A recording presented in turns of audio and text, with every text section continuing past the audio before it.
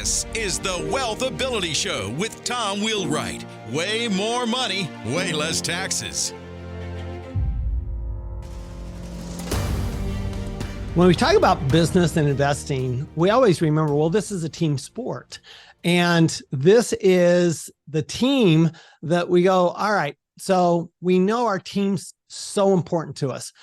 What we're never really sure of, though, is how to get that team to function properly and to really drive towards the success that we're looking at. So today we're going to discover how to use personal habits to build team habits that amplify that success. And we have a returning guest, Charlie Gilkey, who is back with us. A new book, Team Habits, How Small Actions Lead to Extraordinary Results. And Charlie, it's great having you back on the show. Tom, thanks for having me, period, but also having me again. I'm really excited to talk about this because, as you mentioned, I think there are a lot of mysteries when it comes to teams that I'm hoping that we can unpack and help people sort of, navigate. So you come from a background of a rather important, where teams are rather important from a life and staying alive standpoint. So can you give just everybody who doesn't know you yet a little of your background and why teams are so important to you? Yeah, thanks for that. So prior to starting my company, Productive Flourishing, I was an Army Joint Forces logistic coordinator, which means I made sure the Army, Air Force, and Navy were on the same sheet of music around their logistics operations. And I deployed for Operation Iraqi Freedom, came back, held company command, and was really involved in that world. And, sort of the Army for me was the second stage of team training. I actually did a lot of that through the Boy Scouts as well, right? And so it was sort of a natural, you do it at sort of the kid junior level, and then you do it at the real level.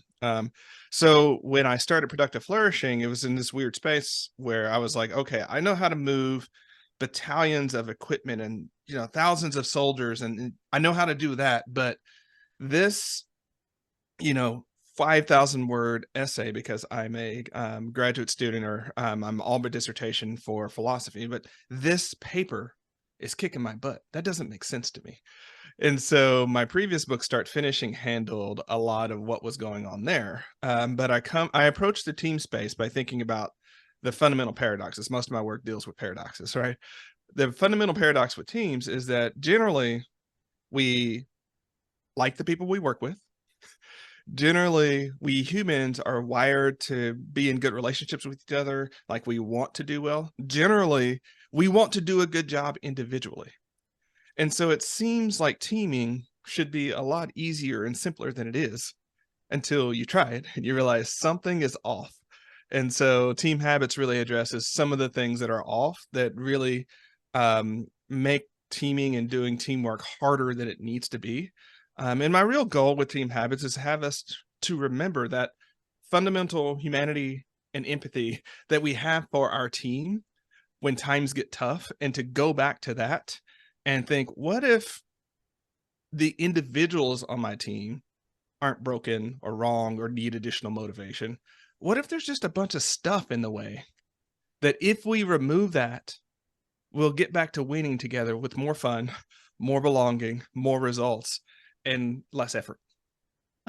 So I thank you. I think about teams, and I think about the competitive sports teams that you grow up playing these competitive sports. You go, man, this is fun. It's fun playing together. It's fun playing soccer together. It's fun playing football together. You've each got a role. I played baseball. I played basketball. I mean, pretty much did all of those team sports. I even was on a swimming team and did relays. And I loved the relays actually better than the individual events. I loved the relays.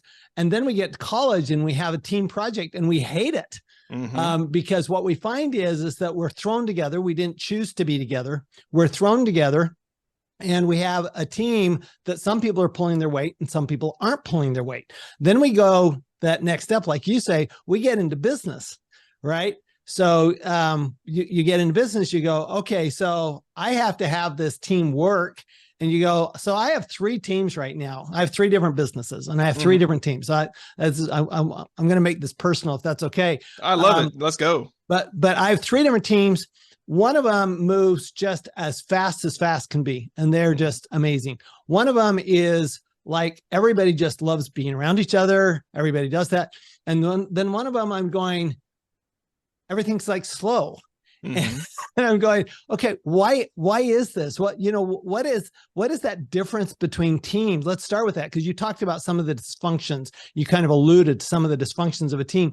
What do you see as some of the dysfunctions that we actually need to correct for? That's not the team itself, it's actually the dysfunctions of the team dynamic.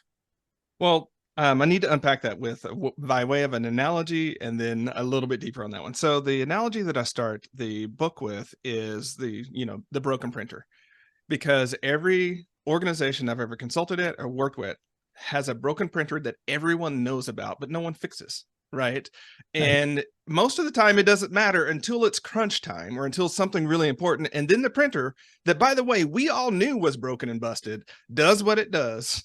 And we're screwed and we're scrambling and we're frustrated and huffy, right? And it seems to be that the broken printer is an intractable problem. And when you look at the downstream effects of that broken printer, lost productivity, lost morale, increased frustration and friction, it adds up to quite a lot. So it's not the printer, it's what the printer causes. And we can't fix it, even though for most teams, it's at most a $500 decision that someone can make in 30 minutes.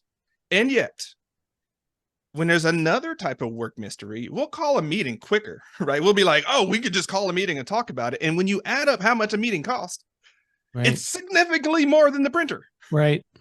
And so I point that out because it's a way of saying we have workways, which are a constellation of, org structure, policies, decisions, procedures, and team habits. So all of those are part of workways that make it so that the printer can make our life hell and remain busted, and we can just slide into a meeting, not know what we're doing, waste a lot of company time and focus, and that's somehow okay.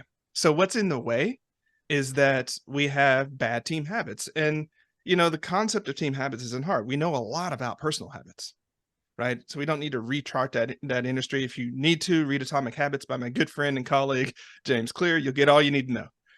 But my point is teams have habits as well, and most of the mechanics work the same way. And so what I would say to answer your question, Tom, it's part of the people, but really what's going on is those three teams have three different sets of team habits. That one is enabled and has created habits that make them fast, right? There's another that are created habits that have them indexed towards belonging activities and bonding activities, but not so much towards results orienting activities. And your other has team habits that actually make the team slower and more deliberate and, think through things more. And those different teams and you haven't gone through and really looked at what are the habits that we're participating in. And, what I'll do with a lot of leaders when I talk about this is say, okay, what are you doing to reinforce or participate in the very team habits that you don't like? Because while team habits endure and change the way people operate, leaders specifically often don't realize how much they're incentivizing the very team habits that lead to outcomes they don't want. Well, so let's drill into that. So if you can, give us some examples of team habits that might slow down an organization, or team habits that bad habits, basically. I mean, we're talking about bad habits here. Let's get down to it. Bad habits. We had a guest recently said, look, bad habits are much more impactful than good habits, because bad habits will pull you down so fast. And so if you think about some of those examples, what are some of those bad habits that you see common in business organizations? Okay, I'll zoom up and then zoom down. So there are 8 categories of team habits, and I call them categories because these are typically functions like meetings and goal setting and prioritization and belonging, that when you look at those categories, you can get a lot more traction with the habits that you need to change. So if you have a low belonging team, you need to have more team habits that increase belonging, right? I'll go to one of the go-tos though, because it's easy in business: meetings. Right. So meetings is a category of team habits that generates so much waste and low morale and frustration for teams. And it's very simple things, Tom, like we can change our team habits. And I need to pause here and say, when I say team, I mean something very specific. I mean the 4 to 8 people that you work with 80% of the time, day in, day out. So for the purpose of this call, I'll just presume that me and Tom are on a team. We're on a little short team here. But I know Tom. I know the books that he's written. I know what he's interested in. I know his favorite music. I know all of these things about Tom. Our kids might carpool together, right? All these sort of things. And I want us to remember that fundamental relationship that Tom and I, or you and your teammate has, right? Because a lot of times we'll say, my team does this. And we actually have not built the culture amongst ourselves that I can say, actually, it's Tom that does this thing. Right. And we need to support and we need to talk to Tom about it. But we also need to look at how we're either enabling that or how we're not, so that Tom is still able to do that sort of thing. Right. So meetings, very simple things. And, so much of what I'm going to say for the rest of this, when we get dig down to the weeds, it's not rocket science. Nothing going to say it's going to be hard to understand. But I call it rocket practice, right? It's hard to practice consistently. It's hard to maintain the team at that high level. And so simple things like no agenda, no meeting. Just make that a team rule. It's 4 of us. I can talk to Tom and say, look, we know when we show up to a meeting and spend 25 minutes figuring out why we're there. Let's stop doing that to each other, right? If you call a meeting and it doesn't have an agenda, we're all going to decline until you make the agenda and get clear about what we're talking about, because I don't know how to show up. Is this a decision meeting?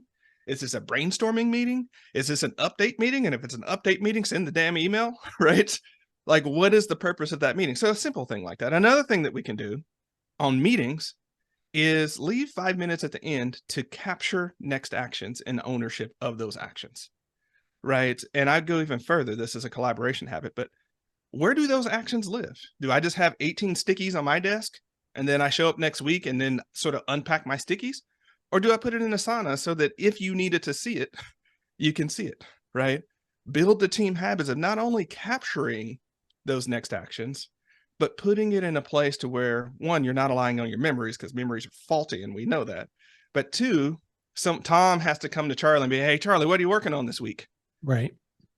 Look at my task list, right? If you really want to be curious, but really what's underneath that's asking that question. So simple things like that, Tom, are team habits that we can change. So let's explore meetings just for a second here, because one of my favorite quotes was actually from a church leader, and he said, it's got to be a really good meeting to be better than no meeting at all. Mm-hmm. But I go a step further and I'm going, why do you think people value money more than time? Because to me, you said it. You said, look, that $500 printer, we will let it go. We will agonize over it. We'll, it's $500. And yet a half-hour meeting is thousands of dollars. So to me, what that tells me is, well, if that's the case, then clearly you're valuing money more than time. And why do you think people do that? So part of it is because of just the workways of the organization, because for me to buy a new printer, I have to talk to the boss. For me to call a meeting, I don't have to. Right. And so there's more friction. It's the friction. It's the friction on that piece. And so what I'm trying to do for meetings is create more helpful friction for our team so that we do value our time. Because, Tom, it's not just the meeting, right? I talk about this in Team Habits. It's not just that hour. It's the 15 minutes before, right? And the 15 minutes after, where you're transitioning and trying to figure out what your next actions are. If you have to prepare for that meeting, it's the 2 hours or the focus block to prepare for that meeting. It ends up being not just the meeting, but sometimes 2-3 times that meeting that are invisible costs that are not dollarized in the same way that the printer is, right? But when we look at next week, when we have that conversation about what we didn't get done, guess why we weren't able to get it done? Because we were in meetings talking about what we needed to do versus doing it, right? And so part 1 is we make it harder for people to spend money than to waste each other's time. Oh, there you go. 2, because that's the way we roll, that's the team habit and precedent, right? And so because I allow, well, I'll say it, so I'll throw myself on the bus. Because Tom allows me to show up and waste his time and not do the hard work before the meeting. When Tom is busy and needs a break, he can just call a meeting because he allowed me to, and we reciprocate that bad behavior, right? Even though we both hate it, and would prefer that we not do that as a team habit. Third, it's because, the really great parallel between team habits and sort of our personal life is, in our personal life, we will accommodate and tolerate behavior that's annoying or frustrating to us just because we don't want to have that conversation, and it's uncomfortable, and we don't know how to deal with conflict, and it's, we feel like it's going to threaten our belonging. But if we have high belonging in our team because we practice team habits around that, I can go to Tom and be like, hey, Tom, I got your back. We're in this together, and I love so much of what you do, but we got to stop with this meeting stuff, right? It's really not working for us. This is not about you being wrong. This is not about you being broken, but this thing is getting in the way of what we're trying to do together. Let's fix it together. So let's co-create that. I think meetings, this is great. I think meetings is one really good example, because I 100%, I actually just cut back because I saw it happening in one of the organizations. Too many meetings here. And too long of meetings, right? Meetings can be 15 minutes. They don't have to be an hour and a half. And if you really have to discuss it, great. But if you don't have to discuss it, emails are great too, right? I mean, to me, people complain about emails all the time, but I would much rather get an email than have a meeting. Besides meetings, can you give us 2 or 3 other examples of bad habits? And then we'll talk about how to develop the good habits.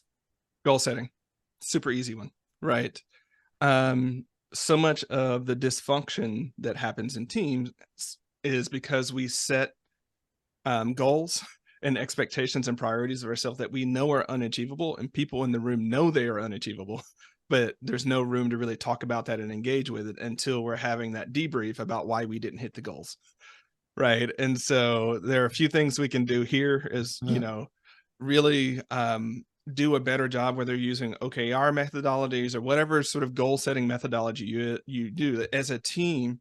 Have a discipline around that and have some rigor, and enable what I call the voice of no to be in the room in goal setting conversations, to be like, hey, y'all, like, we already got a whole bunch going on, and it seems like we're doing more things on top of that. How's that going to work out? What do we need to let go? And in so many business spaces that are full of toxic positivity, right? You can't have that conversation. And so that gets stuffed down. And then we overcommit as a team, and all sort of know that we've overcommitted, but no one can say that. And so we end up and so we were back to meetings. All of the team habits sort of clustering and sort of change together. So we're not meeting our goals. So we have more meetings to talk about our goals and what we're going to do to switch, which removes the activities, the collaboration activities that we need to do to hit the goals. So we have more meetings. You see how the cycle replicates itself. So all of the team habits create a system like that. So that's one place to go. Another one. Did I just hear you say toxic positivity? Yeah, I did. Talk about that just for a second. I love that term. That is awesome. I wish I came up with it, and off the top of my head, I don't remember who is, but I'll send you a note so we make sure to credit their work. But it's the idea that in business and in teams, if you're not smiling and can do and positive and always going to win, you're wrong. You need to get right, try harder, put the mask on, show up. And let's be real, Tom, you and I might be generally upbeat, positive, we're going to win guys, right? But not everybody is wired like that. And what happens for us is we hire people like us that then might be overambitious and overcommitting and over things like that. And we create the very problems as a team level that we have as an individual. When what we really need to be doing is building complementarities and embrace that we want that sharpshooter to come in and be like, I love what we're talking about here. I really need us to talk about how we're going to create the capacity to do that. Right. That's not them being a negative Nancy or devil's advocate or shooting it down. That's them saying, look, we got 11 players on the field, right, that are all doing their best right now. Are we going to get more players? Are we going to, like, what's going to change here so that we can win? not so that I can shut this down, but so that we can win on this thing that's important to us.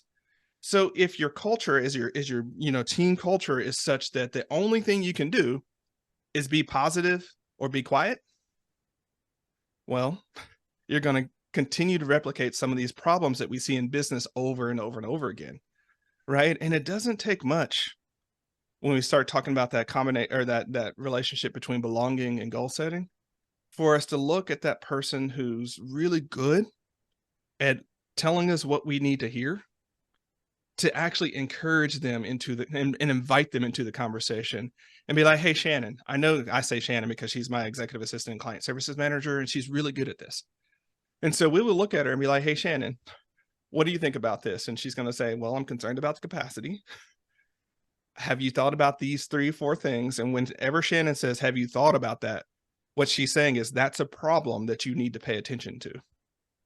By the time we get to the end of the meeting and commit to it, Shannon is also invested in it. She got a say and she got a perspective and she was heard and baked into the plan versus having to be quiet and then being brought into yet another meeting to talk about why we're not reaching a goal that she knew we were going to struggle with, right?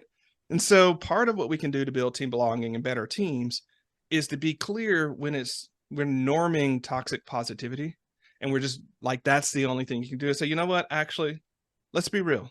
That's not working for us. We need to have broader perspectives here. And so here's what I'm going to do today. So I'm just going to pretend that Tom and I are both the enthusiastic, eager folks, right?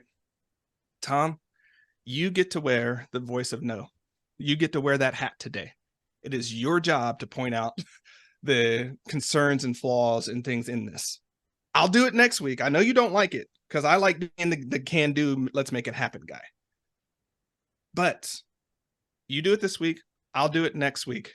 And then maybe we start thinking about if there's someone on the team or we need to hire someone on the team that is especially gifted at that. Because what you'll find over time is that the absurdism that happens in goal setting gets diminished and your goals start to be closer to stretch realistic, which is where you want them to be, versus it just being like, we're going to 3x our revenue next year. How? Right? You've been on the decline by 30% for the last 3 years, and you're just going to triple your revenue next year? Right. Okay, like that's a goal, but let's be real, that's an aspiration at this point. No, I can echo what you're saying. I'm fortunate to have a partner for over 20 years that she is that person of reason, and she always has been. She goes, Tom, this is great ideas. I'm the one with all, I'm always coming up with new ideas. She goes, let's talk about capacity. Let's talk about what priorities. Let's talk about when we're going to do this. And honestly, that's what makes us so good together, is that she is really that voice of reason, so to speak, in my over exuberance. I remember a quote that's been attributed to Warren Buffett, where he supposedly said that he became a millionaire by saying yes, but he became a billionaire by saying no. Precisely. Yep. And it sounds like that's what you're talking about. So you're before I got kind of we dove into this one. You had a third one. What was the third one you were going to talk about? Decision making, and empowering the team to make decisions and really being clear what types of decisions they can make. So, there are 3 types of decisions that you can talk about with your team. So there are level 1 decisions, and these are decisions people can make or an action they can take without telling anybody. Just do it. Don't need to know. Level 2 decisions are decisions that they can make or actions that they can take, but they need to tell someone. And then level 3 decisions are decisions that they can't make for different reasons that need to be specified, but you want them to come to you with a recommendation or insight that helps the decision maker, the person who can make the decision, do that. And if we, in an ideal world, about 80% of teamwork would be level 1 decisions. Just get all the sort of notifications. And do it. Just do it. About 15 are those level 2 decisions, and 5% or so become those level 3 decisions. And why this is really important, not just for bosses to talk to their team about, but teammates to talk to each other, is when, someone walks in your door and they're like, well, I want to talk about this thing. You can be like, no offense, like, I don't want to be helped, but this seems like a level 1 decision that's a part of your job. what's going on here that you feel that you need to bring other people into it, right? Like if it was a level 2, I might understand, because you want to make sure that when you tell someone that it's that. So it just gives you that, but it also gives you know, people on the team who are not leaders the capability to say, hey, Tom, I think this is a level 2 decision. Am I correct about that? And Tom can be like, yeah, absolutely. And he's like, great. Okay, I can go do it and I'll come back. Right. Versus being, hey, Tom, I need to schedule 20 minutes with you to have a conversation for you to decide this thing. Right. And Tom can also say, that's a level 2. It's on you. Right. Not my problem, not my question yet. Just because not my problem in the sense of it's not worth my time, but it's actually literally not a part of my job. That's a part of your job. Right. And Right. holding each other accountable in that way. Right. To do their work, so that we're not in this place to where it takes 3 or 4 people half owning something to push it forward. And so in your third team that you mentioned, I would think there's a lot of that probably going on. Probably. Where it's not clear who makes the call and how that call gets made. And so they have to keep coming together and talk about it, and then getting more research, and then talking about it, and then getting more research, and then talking about it. And no one's saying, like, who makes this call? And what do they need? And how do we get out of this cycle? And they might have hired people like themselves for that team, thinking that it's even better, as opposed to hiring complementarities. No, So, I like that. Yeah. So that's, if we work on a little bit of the meeting stuff that we've talked about, getting your goal setting in a place where people can actually talk about real goals, and then getting your decisions so that people have more autonomy. They know what's going on. They know what they need to own something and make a decision versus what other people might need. We can just pull out some of the friction and muck and the social overhead of working in teams and get to the work that we really love to do. You know, I love that. To me, the word of the year right now is friction.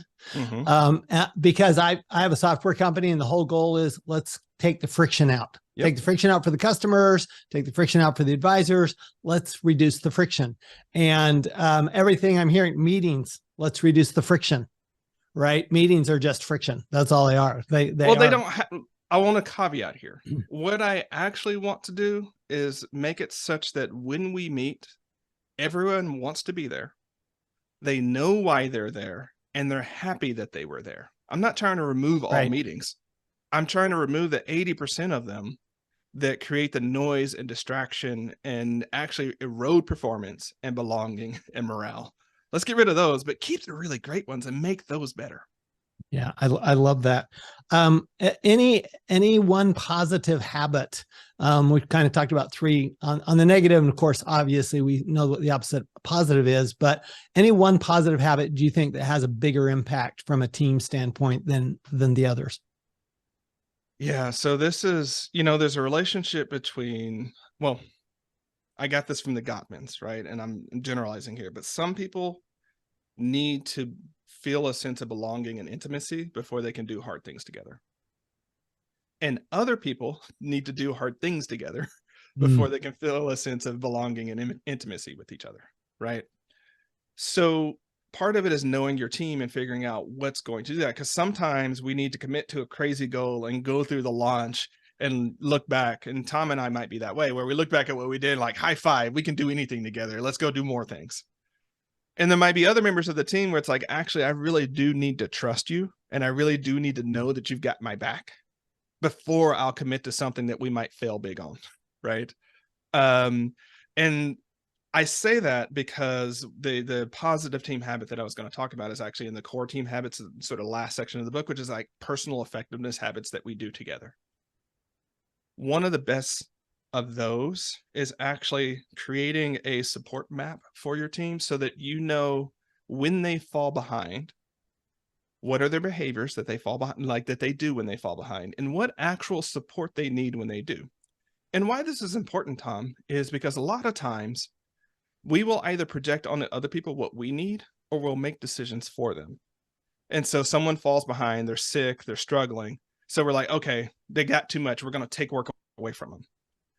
But we don't know what's going on in their life, and work might be the thing where they're finding autonomy, mastery, purpose, and meaning, and all those different things that are important. And if you take that away from them, They feel less belonging and trust and partnership with you. And it actually makes things worse than if you said, hey, seems like you're falling behind, and having that conversation with them. And it's okay. Let's normalize that, because at any given point in this world that we live in right now, someone is going to be behind. They're going to be sick. They're going to have COVID. They're going to have a family thing going on, which means the team is going to be behind. That's the reality of it. Let's stop beating ourselves and other people up for being behind, and instead say, okay, what support does that teammate actually need? And it's going to be very individual. But again, the great thing about team habits is they don't have to scale.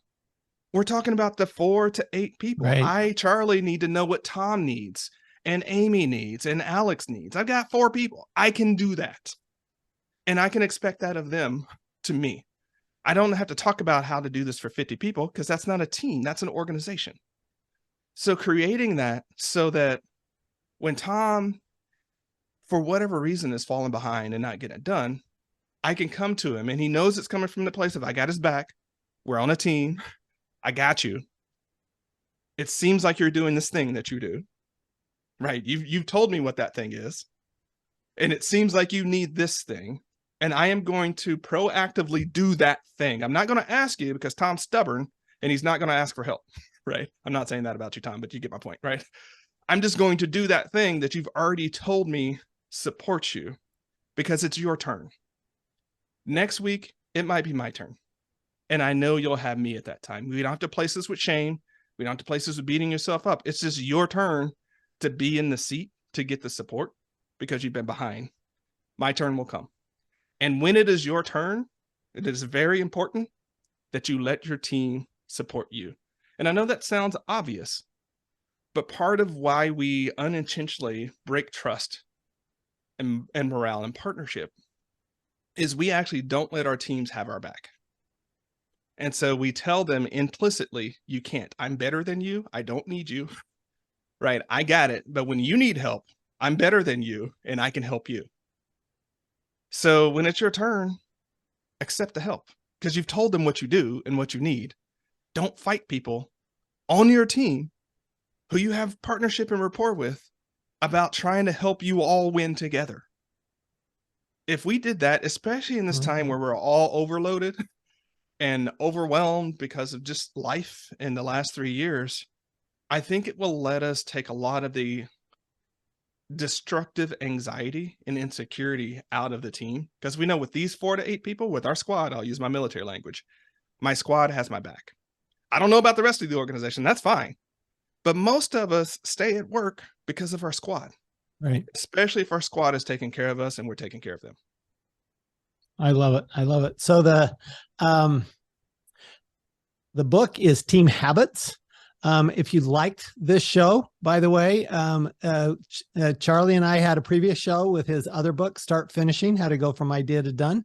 And there was another show we did a while back with the book, The Cactus and the Snowflake, which goes to your point of those two opposite types, belonging versus doing hard things, right? The cactus, they like doing the hard things. The snowflakes, they want to do, they want the belonging. They need to have that trust. So those are a couple of other shows. And thank you, Charlie. Where can we go to get more information about Charlie Gilkey and Team Habits?